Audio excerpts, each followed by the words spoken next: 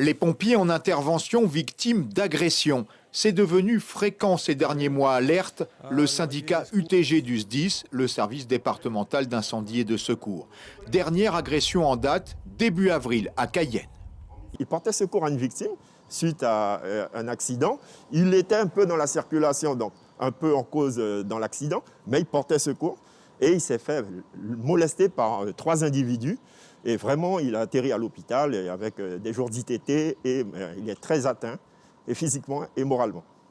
Caillassage des véhicules, violences verbales et physiques, notamment à Makouria, Matoury, Roura et même des menaces de mort à l'arme blanche à Montsinéry. Le lieutenant Bent compte 35 ans de service. Il constate l'insécurité grandissante qui pèse sur les pompiers de Guyane. Lorsqu'on embrasse le métier de sapeur-pompier, c'est pour porter secours et assistance aux personnes et protéger leurs biens. Donc, on ne comprend pas en apportant assistance et secours qu'on se fasse agresser, même verbalement. Donc les jeunes, même si on essaie de leur transmettre notre expérience pour qu'ils commencent à s'endurcir, il y en a qui démissionnent en fait. L'état-major du SDIS a recensé 5 agressions de pompiers depuis le 1er janvier pour 5500 interventions. Un chiffre en hausse. Les victimes bénéficient de la protection liée à leur fonction.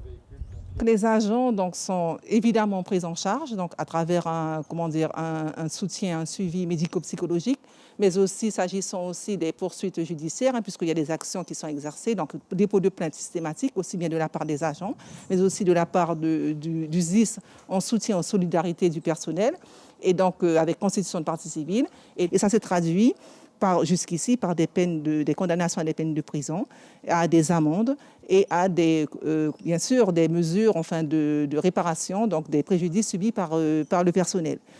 Des formations ont eu lieu pour gérer les situations critiques et un protocole signé avec les forces de l'ordre permet de sécuriser certaines zones avant les interventions.